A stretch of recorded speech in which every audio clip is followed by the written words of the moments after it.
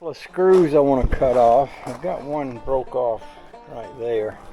And I've got one right here that wouldn't come out. So I think I'm just going to take my little grinder and nip this one off here. I might need to sit y'all down so that I'm less likely to make a mess out of that.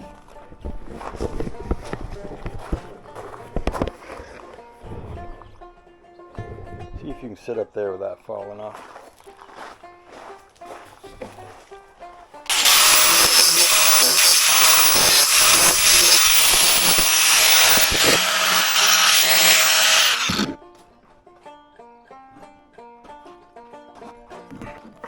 Hard to grind around fiberglass without getting into the fiberglass. So I was thinking, well, maybe I can get a vice grip on this one and get enough grip to unscrew it. It'd be nice if I could do that.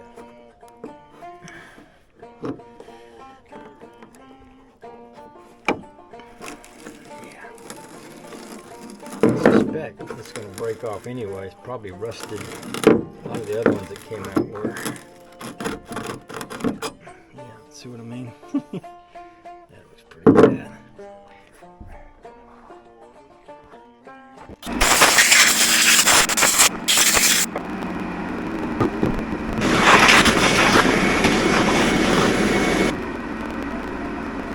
What I did there,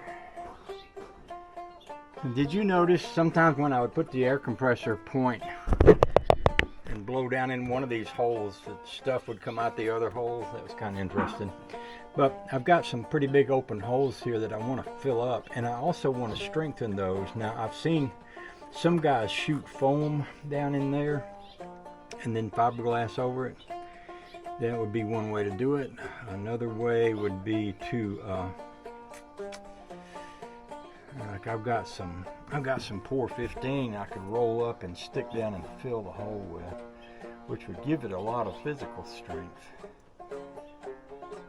I want to think about this because when you open a jar of that foam, pretty much everything in the jar goes to waste except what you can use. And so let me think on this before I decide what I want to do.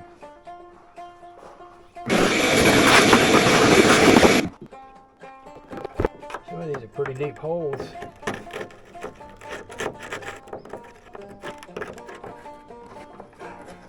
I seen a guy the other day running the drill down in all the holes and then squirting foam in there. I don't know if that's a better way to address these or not. I guess by doing that you clean out the loose stuff. It's like I got some loose stuff right here on the edge of that.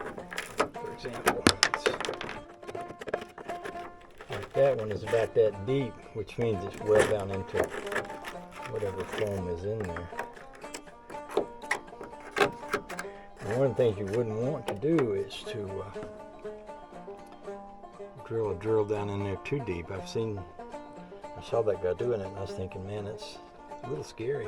But I'm gonna think about this.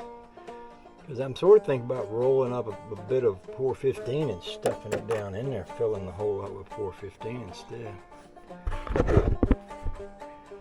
And I'll be able to fix a place like this that way. This right here. There's some Pour 15 over that whole thing. I've also got some fiberglass. Let me see what I've got. I bought some fiberglass the other day. Or not, but I looked the numbers up on this and it's a 1963, which is kind of cool, especially since the Rambler's a 64. I think it'd be cool to put this on a cute trailer and pull it behind the Rambler. What I'm going to do now is the logic of spraying some of this foam down in a lot of these holes kind of beginning to make sense to me. I saw a guy doing that out there because it will refill the hole and it might help to re-stick. I got a spot here where this is probably bumped up against a dock or something, and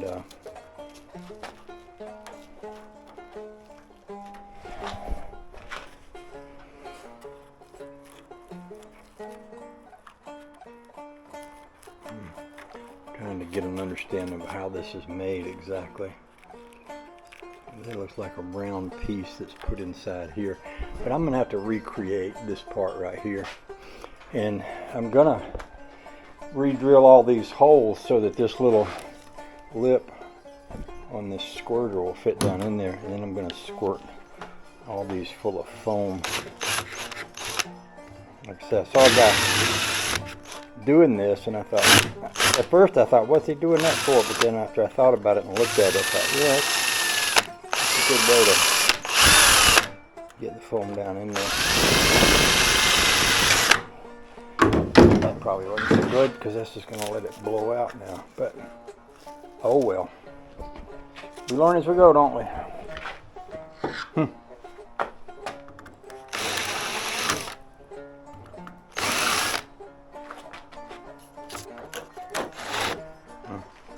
I might have to do some creative body work there, fiberglass work, whatever.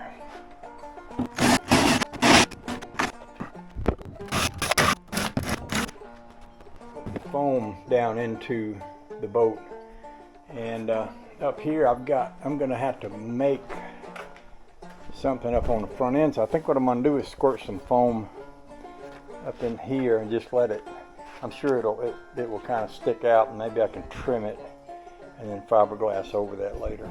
I don't know if that's going to work or not, but you know, it's kind of trial and error, but we'll see. So I kind of want to go ahead and get this part out of the way. So I'm just going to do it. And what I've done is I got some places up in my ceiling that need to be filled. Little gaps in the insulation up there. So what I'll do is I'll get the ladder out. Whatever I don't use on the boat here, I'll get up in the ceiling and squirt it up in there and get my ladder out for that.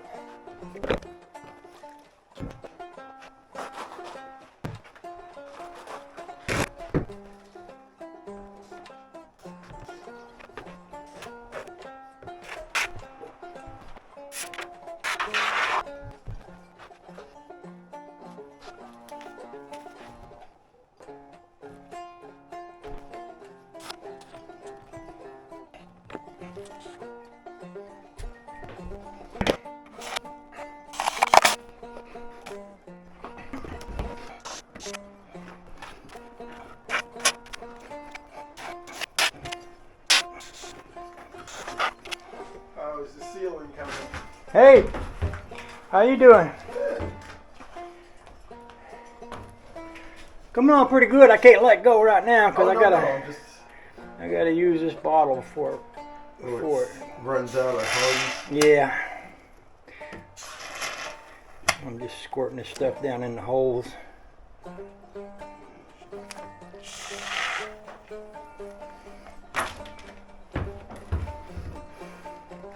How you doing?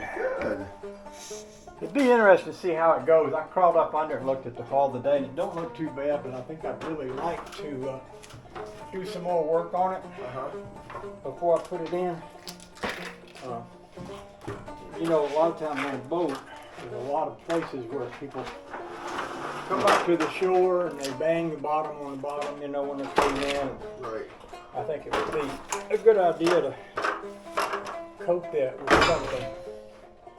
Like a polyurethane? Well, they make products for that. There's one called Glove It, and it's basically a 2-part resin, and you paint it with it, and it seals everything up. I actually used it on the metal, in that old metal boat I had. Well, it worked a charm, you know. So I got enough holes to use up the rest of my stuff up here, you know. That don't go to waste. You wouldn't do that. Everything she's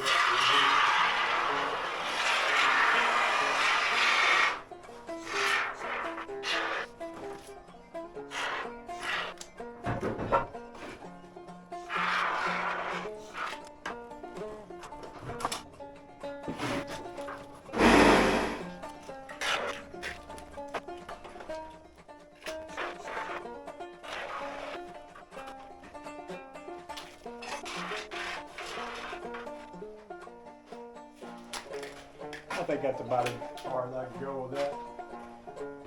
All stuck in my glove. plugs and everything. Thank goodness I got plugs on. I stopped up all the holes I could find. I actually had a couple of holes. Well, I had a crack place. It was broken actually, where somebody had bumped something hard here. So I shot a couple of squirts in that hole, drilled it out and shot a couple of squirts. I'm gonna let that dry real good, come out here with a sharp knife and cut it off and then clean it up again. And then I'll probably go over all the holes with some kind of fiberglass or something. I know I got a raised crack spot right over there, and I'll probably do that. Then up here on the front, I tried to put some foam where I could come back later and trim it around the front. And I don't quite know if I got that everywhere I needed to get it, but I might have. So hopefully I'll be able to come back and trim that off, and then we can fiberglass over that. We'll see, but I ain't gonna touch it no more today. I'm gonna let it harden up and all. So yeah, that's what I've been up to. I did go ahead and pick me up some more boards. These boards were originally on this trailer, and I'm gonna put them back on it. Actually, these two side parts of the hull are actually touching that bar that crosses under. So these boards were originally mounted back there, so I'm gonna put them back there, so that the boat will have something to sit on. And I've also got two rollers that can go back on it. And this thing is the thing that the boat would come up and rest against. But I think this boat is a lot shorter than the boats. This is probably made for a longer bass boat or something. So I'm thinking I may cut this whole tongue off and shorten the tongue up. But I can't adjust the boat weight until I know what I'm going to put on it for a motor. And I thought what I might do is go online and find out what a motor would weigh, and then maybe set a couple Chevy heads on the back of it there to adjust for the weight, and then balance it by that, and that way I know where to put my little cranky thing up here on the front. This boat was rated for an engine somewhere between 10 and 20 horsepower.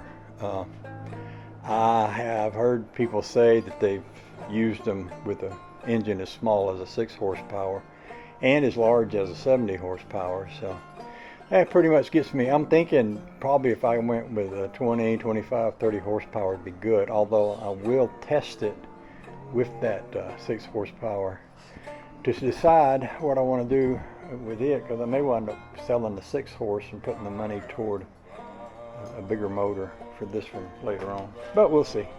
Another thing I was thinking about doing is putting that 6 horse on the blue streak, the 10 boat for the V-hull, because I haven't tried it since I changed the transom on the back. And last time I put it on there, it was pretty vibrational, but I only had a plastic transom, and I was thinking, well, if I put that on there with that wooden transom on it, it might take out the vibration. So that's something that's on my list, and that's pretty easy to do. I can just carry that motor down there and drop it on the boat and go for a ride at some point when the wind's died down. I'm looking at my flags over there, and my flags are fluffing in the wind. So if they're fluffing in the wind, that means it's going to be a little windy down at the lake. So I might not do that today, but we'll see. I appreciate y'all hanging out with me again today. Like Click and Clack used to say, you've wasted another perfectly good day hanging out with me, but heck far, I appreciate you being here. I'll go inside now, and I'll gather up my videos, and we'll see what I can put up. See if I can find anything I can put up that might be of interest to y'all. Okay? Okay. Peace, love, happiness, hallelujah, amen, Jesus.